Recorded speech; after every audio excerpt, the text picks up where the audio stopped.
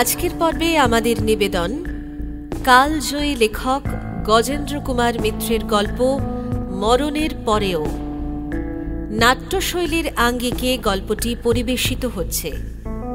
সম্পাদনা ও নাট্যোপদেষ্টা শ্রী শুভাশিস চক্রবর্তী, অভিনয়ে কুনাল মালিক এবং রশ্মি, শব্দ সংমিশ্রণে সমীরণ আদক। শুরু করছি মরণের পরেও। মৃত্যু পথযাত্রিণীকে কে আর কটু কথা বলতে চায়, তবু যে অমরেশের মুখ দিয়ে কথাগুলো বেরিয়ে গেল সে অনেক দুঃখেই।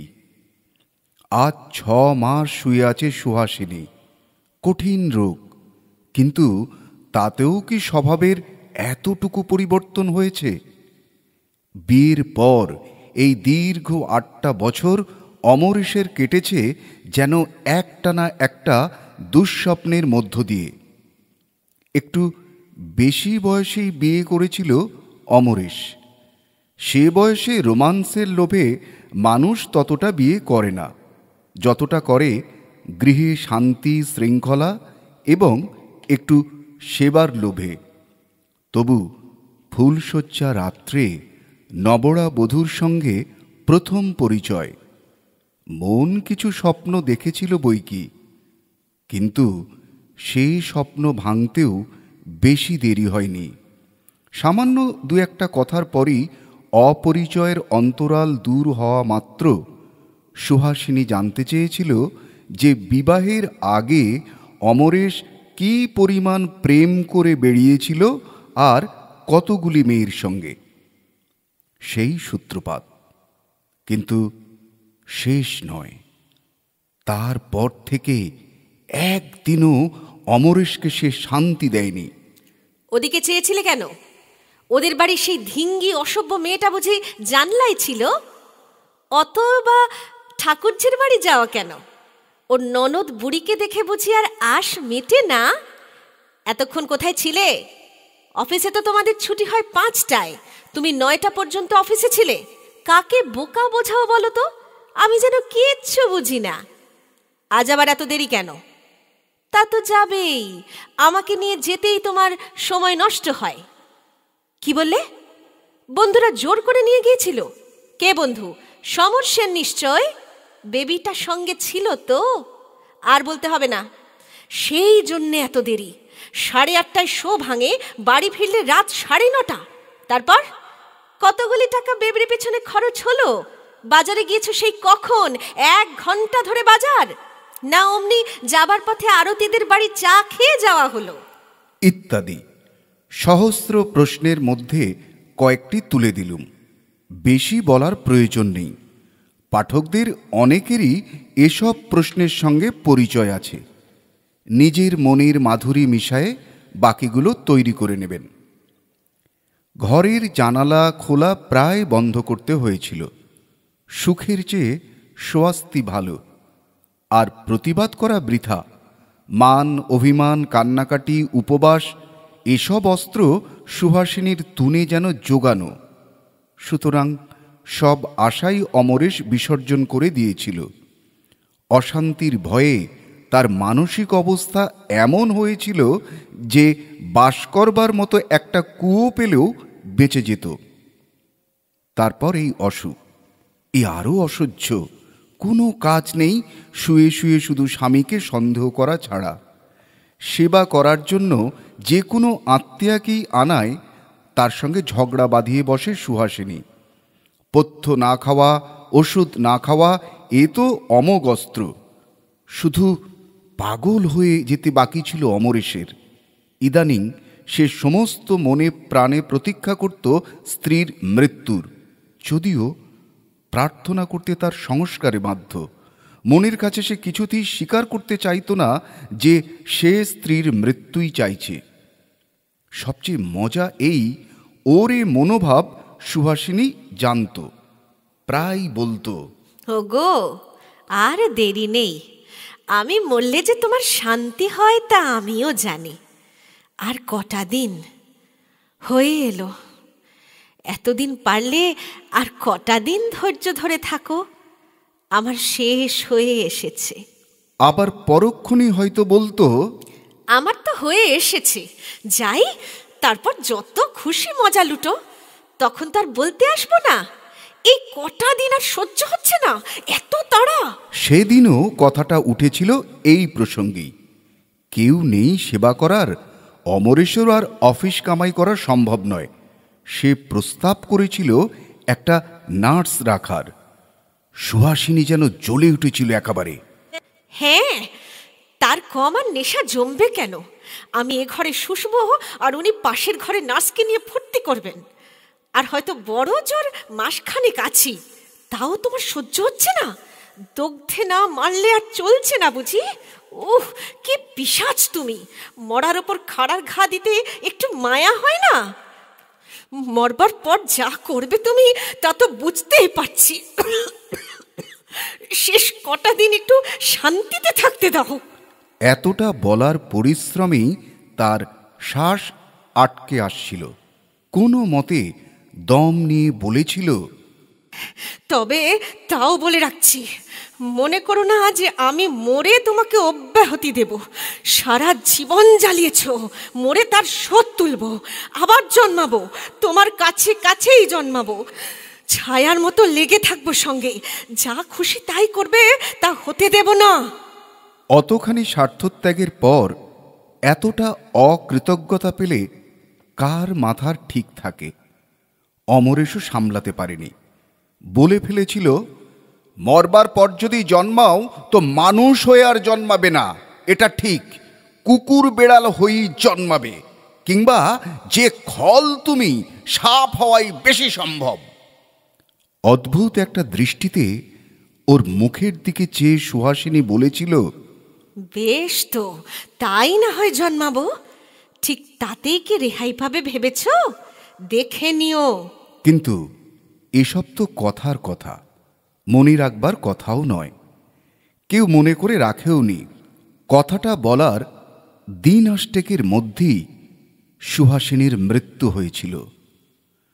স্বস্তির নিঃশ্বাস, মুক্তির নিঃশ্বাস ফেলে বেঁচেছিল অমরেশ ঠিকই, তবু একটু দুঃখও হয়েছিল স্ত্রীর জন্য। বেচারি, ওই কি অশান্তি কম পেলে? চিরজীবন যে ঈর্ষার আগুনে অমরেশকে ঘিরেছিল, তা কি ওকেও দগ্ধ করেনি? জীবনে শান্তি যে কেমন তা তো অনুভবই করতে পারলে না কখনো। আর এই অসময়ে যে স্বামীকে একটি দণ্ডও চোখের আড়ালে রেখে দিতে স্বস্তি পেত না, তাকেই চিরকালের মতো ত্যাগ করে চলে যেতে হলো। আত্মীয় স্বজন, বন্ধু বান্ধবরা প্রায় সঙ্গে সঙ্গেই আবার বিয়ের প্রস্তাবটা এনেছিলেন। সত্যি এমন কিছু বয়স হয়নি, 40-41 বছরে আজকাল অনেকেই প্রথম বিয়ে করে। ঘরেও তো লোক চাই একটা, শুধু চাকর বাকরের ভরসায় কিছু এখন থেকে থাকা যায় না। বলতে গেলে সারা জীবনটাই তো পড়ে আছে। কিন্তু অমরেশ কারুর কোনো কথাই শোনেনি। বাপ্পা, আবার অনেক কষ্টে রেহাই পেয়েছে সে। মুক্তির আনন্দে সে যেন পাগল হয়ে উঠেছে।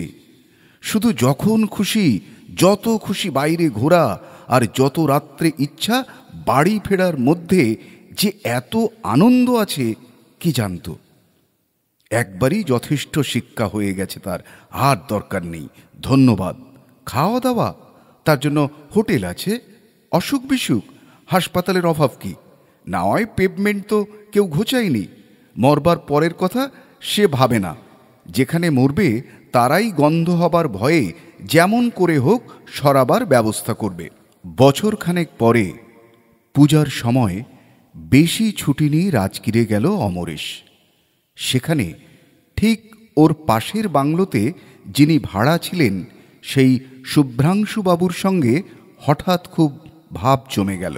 শুভ্রাংশুবাবুর 24-25 বছরের অনুরা ভগ্নীটির সঙ্গেও পরিচয় হতে যে বিলম্ব হল না তা বলাই বাহুল্য। এবং সেই ভগ্নীটি রুচিরা তার নাম। শিগগিরই আবিষ্কার করলে যে একটি বাচ্চা চাকরের ওপর অমরেশের গৃহস্থালির ভার। সে রান্না করে অখাদ্য, চা করে জলের মতো এবং কোনো কাজটাই ভালো করে করতে পারে না। ফলে প্রত্যহই একটা দুটো ব্যঞ্জন ও বাংলো থেকে এ বাংলোতে এসে পৌঁছতে লাগল। সকালে, দুপুরে, বিকেলে এবং সন্ধ্যায় চায়ের কাপ নিয়ে রুচিরা নিজেই আসত। একদিন দুদিন ছাড়া ও বাংলোতেই আহারের নিমন্ত্রণ হতে লাগল এবং কয়েকদিন পর থেকেই অমরেশ দেখলে ওর ঘরকন্যা শয্যার বিশৃঙ্খলা খুঁজে গেছে। কে যেন ওর অনুপস্থিতিতে এসে তার মায়াহস্ত বুলিয়ে সবকিছু সুন্দর করে গুছিয়ে রেখে যায়। ঋষিরা একেই বোধহয় মহামায়ার ফাঁদ বলেছেন। অমরেশের অত তিক্ত অভিজ্ঞতা সত্ত্বেও আবার রুচিরাকে নিয়ে গৃহস্থালি পাতবার কথাটা ভাবতে লাগল। শুভ্রাংশু একদিন বলেও ফেললে কথাটা, এমন করে আর কতদিন চলবে অমরেশবাবু? আর একবার সংসার পাতুন, দেখুন। বলেন তো, আমরা তো আপনাদেরই পাল্টি ঘর। রুচিরাও কিছু খারাপ মেয়ে নয়, লেখাপড়াও কিছু জানে। গৃহস্থালির কাজ যেটা আপনার বেশি দরকার, সেটার সার্টিফিকেট ওকে বোধহয় আপনিই দিতে পারবেন। অমরেশ আর না বলতে পারলে না। বললে, দেখুন, আগে আপনার ভগ্নির মত নিন। আমার মতো প্রৌঢ়কে অবশ্যই একটা বাড়ি আছে কলকাতায়, মোটা মাইনে চাকরিও করি, তবু আমাকে ওর পছন্দ হবে কি? বিলক্ষণ, ওই কি আর কচি খুকি? কথাটা রাত্রি কুণ্ড থেকে ফেরবার পথে হয়েছিল।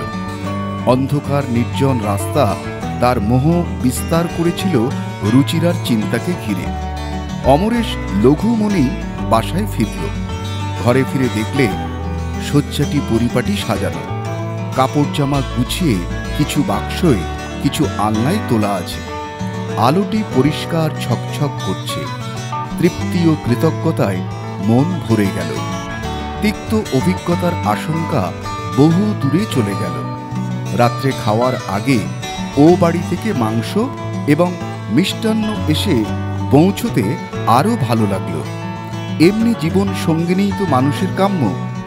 অমরেশ তো তাই চেয়েছিল। খেতে বসে সবে একগাল মাত্র রুটি মাংস ঝোলে ডুবিয়ে মুখে পুরেছে অমরেশ। তার স্বাদ ও গন্ধ সমস্ত অনুভূতিকে অধিকতর লালায়িত করে তুলেছে মাত্র। এমন সময় অকস্মাৎ একটা প্রকাণ্ড বন বিড়াল ওপাশের জানালা দিয়ে লাফিয়ে পড়ল। একেবারে মাংসের বাটিটা উল্টে মাংসও যেমন পড়ে গেল, ফেরবার পথে মিষ্টান্নের প্লেটটাও ভেঙে খান খান হয়ে গেল ওর পায়ের আঘাতে। হৈ হৈ করে উঠল ওর চাকর রাজু, অমরেশ নিজেও। কিন্তু ততক্ষণে অনিষ্ট যা হবার তা হয়েই গেছে। চোখের নিমেষে যেন ঘটনাটা ঘটে গেল। রুচিরা আর তার বৌদিও ছুটে এলো ও বাড়ি থেকে। অমরেশের কোনো নিষেধ না শুনে ওরা নতুন করে খাবার এনে দিলে। ব্যাপারটা তখনকার মতো মিটেই গেল। রাজু বললে, বাপ রে, বিড়ালটা যেন বাঘের মতো দেখেছেন বাবু, দেখলে ভয় করে। রুচিরা বললে, আজ কদিন দেখছি আমাদের বাড়ির আনাচে কানাচে ঘুরছে। অবশ্য আমাদের অনেক লোক থাকে বলে ঘরে ঢুকতে পাইনি। কি সাহস দেখেছেন, পাত থেকে খেতে চায়। বিড়ালের এমন সাহস তো কখনো দেখিনি। রাত্রে শুয়ে কথাটা ভাবতে ভাবতেই অমরেশ ঘুমিয়ে পড়েছে। হঠাৎ কি একটা শব্দে ওর ঘুম ভেঙে গেল। কৃষ্ণপক্ষের শেষ রাত্রির জ্যোৎস্না এসে পড়েছে ঘরে।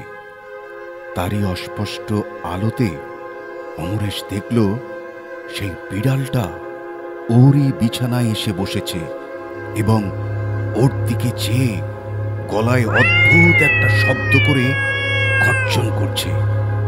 ঝগড়া করার সময় যেমন শব্দ বার হয় ওদের গলায়, তেমনি। দৃশ্যটা এমন অচিন্তিতপূর্ব, এমন অবাস্তব যে দেখা মাত্র ভয়ে চিৎকার করে উঠল অমরেশ। সেই চিৎকারই বোধহয় ভয় পেয়ে বিড়ালটা পালালো। রাজু ঘুম ভেঙে লাফিয়ে উঠল, কি কি হয়েছে বাবু, কি হয়েছে? কিন্তু সে উত্তর অমরেশকে আর দিতে হলো না।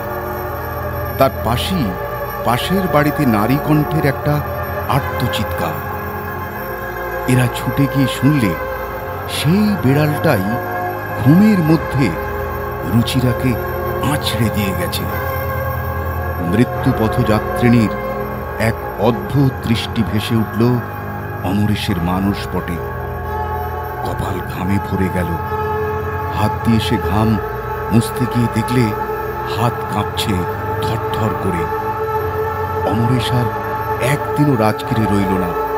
শুভ্রাংশুকে জানালে জরুরি কাজ পড়েছে, একটা টেলিগ্রাম এসেছে, ওকে যেতেই হবে এই সকাল 11টার গাড়িতে।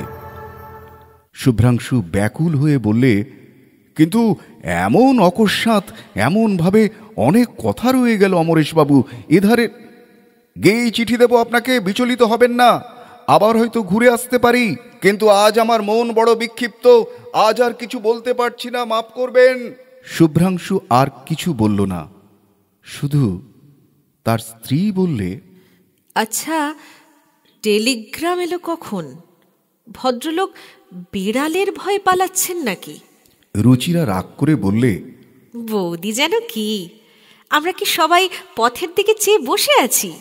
কখন কার কি টেলিগ্রাম আসছে খবর রাখবো? বৌদি মুখ টিপে হেসে হেসে বললেন, তা বটে ভাই, আমারই অন্যায় হয়েছে। ট্রেন যায় একেবারে ওদের বাংলোর সামনে দিয়ে।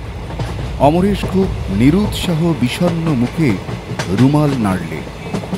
রুচিরার ছলছল চোখ দূর থেকে ওর দৃষ্টি এড়ায়নি।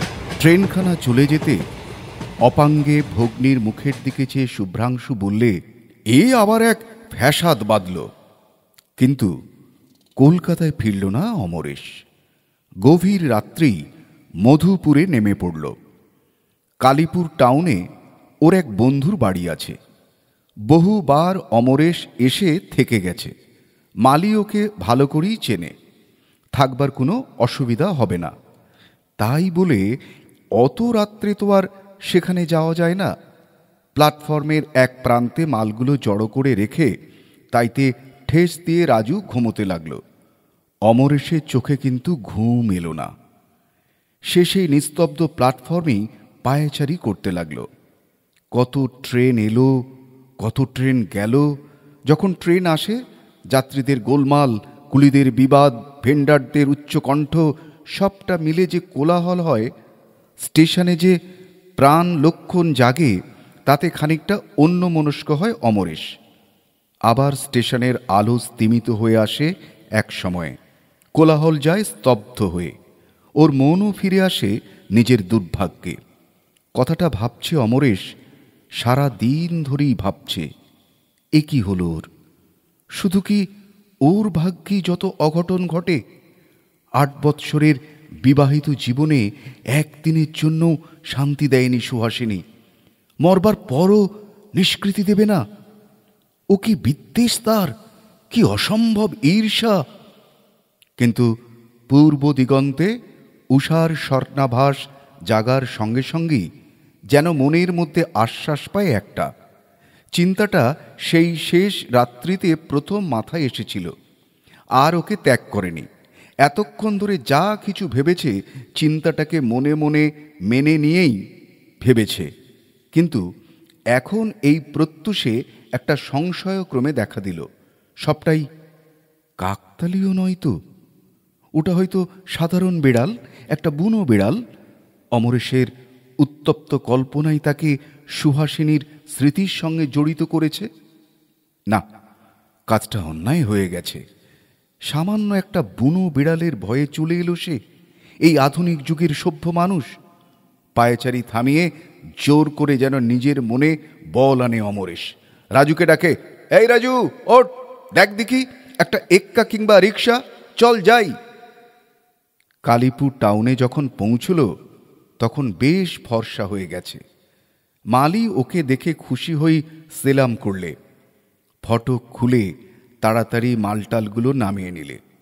বাবু, সেই ঘরে থাকবেন তো, পূব দিকের ঘরটায়, ওইটে তো আপনার ভারী পছন্দ। হ্যাঁ বাপু, ওই ঘরটাই আমাকে খুলে দাও। বাগানে শিউলি ফুল ফুটে আছে অজস্র, তার সঙ্গে এখনও জড়িয়ে আছে অসংখ্য রজনীগন্ধার সুবাসের স্মৃতি। হিমেল ভোরাই হাওয়ায়ের সঙ্গে সেই মিষ্টি গন্ধ মিশে রাত্রি জাগরণ ক্লান্ত চিন্তাক্লিষ্ট অমরেশের সর্বাঙ্গ জুড়িয়ে গেল। আহ, আপনার মনেই বলে ওঠেও। মালি কোমর থেকে চাবির গোছাটা হাতে করে এগিয়ে যায় দোর খুলতে। পিছনেই অমরেশ, তার পিছনে বিছানা ও সুটকেস নিয়ে রাজু। ঘরটা বন্ধ, দোর জানালা সব বন্ধ, বোধহয় দীর্ঘকাল ধরেই বন্ধ রয়েছে। এমনি দোর জানালা খুলে দেবার পর খানিকটা বাইরের বাতাস ঢোকবার আগে আর ওর মধ্যে যাওয়া যাবে না, মনে মনে ভাবে অমরেশ। কিন্তু হঠাৎ ওর চমক ভেঙে যায় মালির আতঙ্ক কণ্টকিত অস্ফুট আর্তনাদে।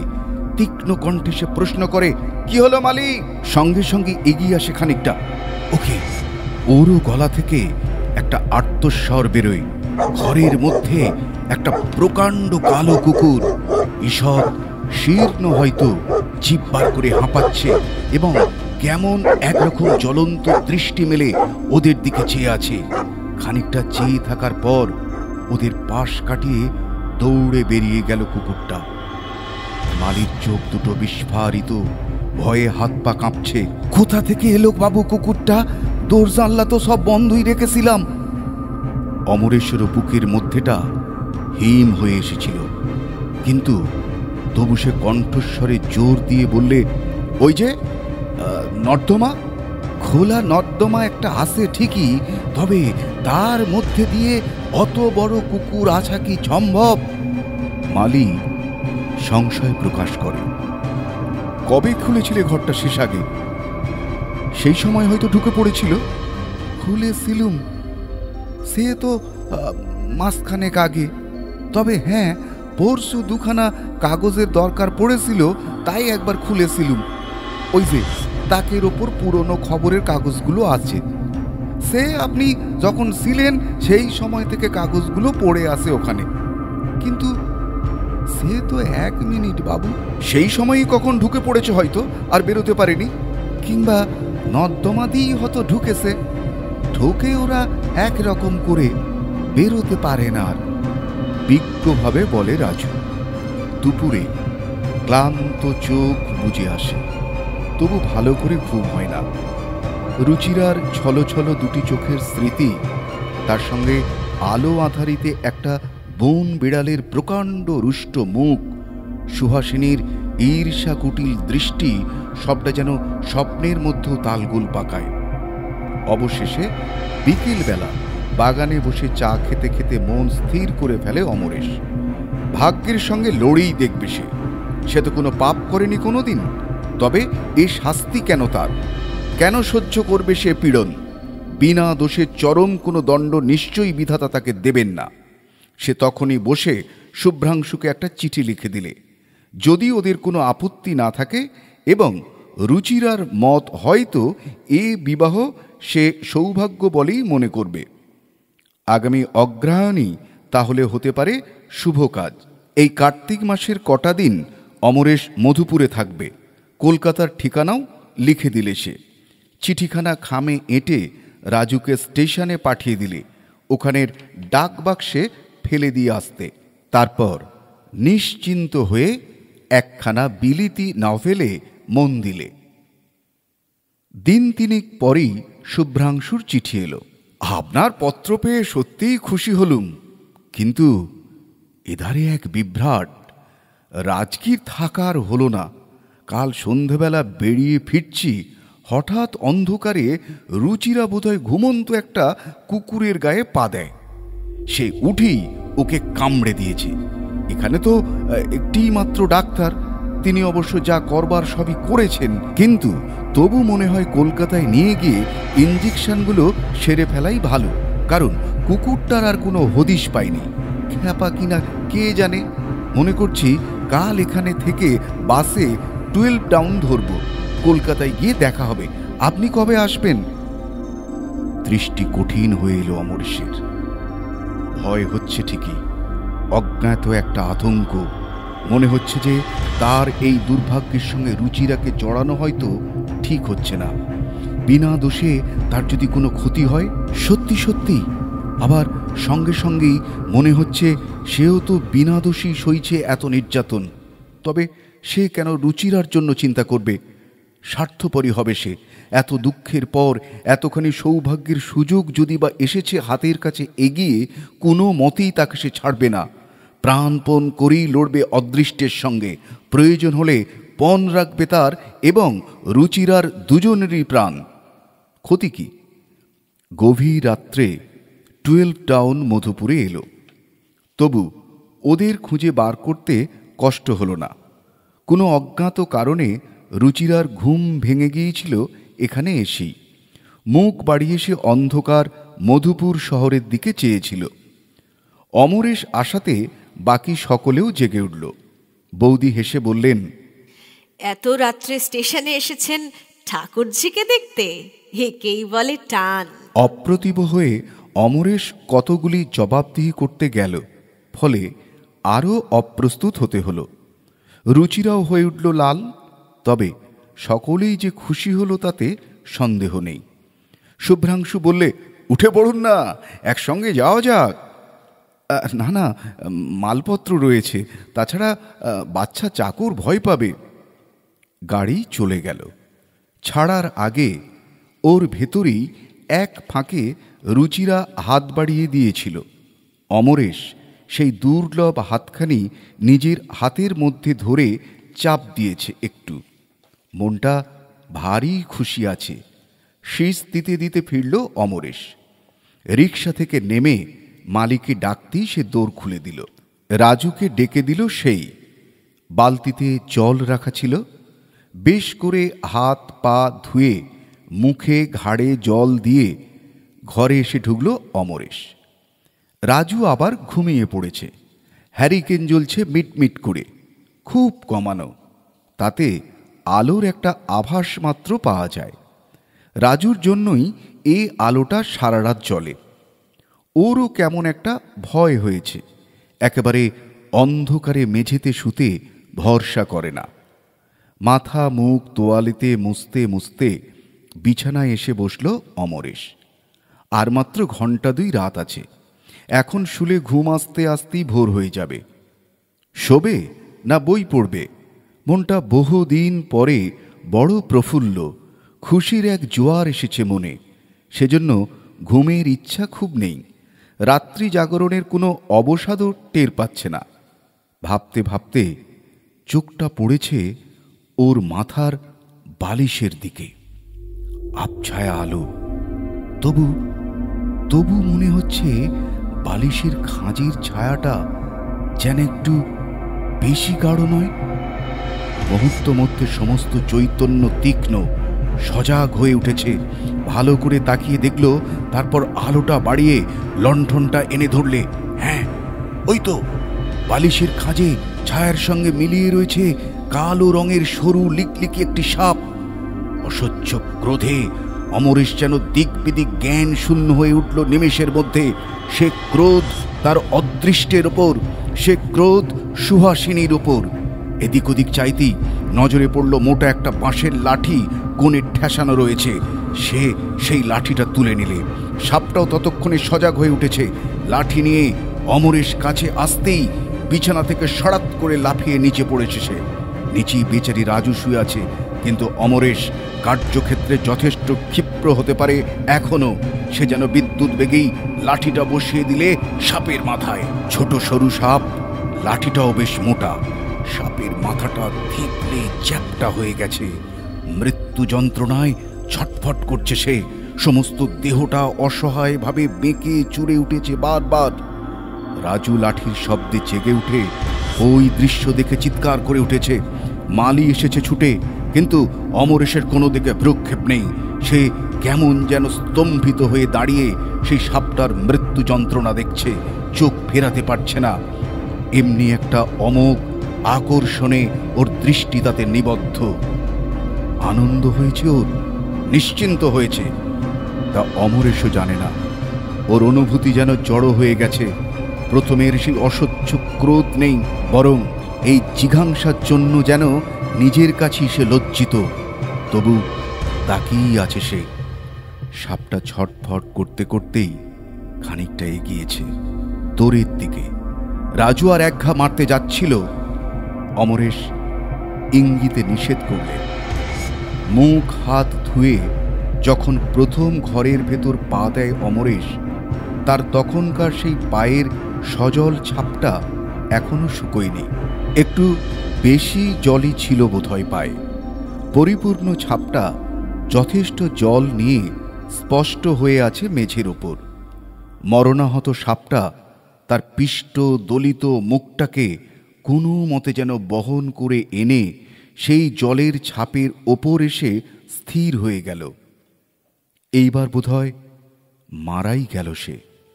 হয়তো মৃত্যু যন্ত্রণার অসহ্য তৃষ্ণাই তাকে টেনে এনেছিল এই সামান্য জলরেখার দিকে। হয়তো সবটাই আকস্মিক যোগাযোগ মাত্র। কিন্তু অমরেশের যেন মনে হলো অন্তিম মুহূর্তে সরীসৃপটা তার পদচিহ্নে পৌঁছে সমস্ত অপরাধের জন্য চরম ক্ষমা প্রার্থনা করে গেল। কি জানে কেন আজ সে সুহাসিনীর জন্য দুঃখ বোধ করলে। বেচারি, সে নিজেও তো কখনো শান্তি পায়নি। সবার অলক্ষ্যে চোখের কোণ দুটো মুছে অমরেশ আবার বিছানাতেই গিয়ে বসল। বসবেন না বাবু, বসবেন না, ভালো করে দেখে নিন আগে আর কোথাও কিছু আছে কিনা। এই হিমে যখন সাপ বেরিয়েছে। না, আর ভয় নেই, অমরেশ জোর দিয়েই বলে। এই জোর সে কোথায় পায় কে জানে।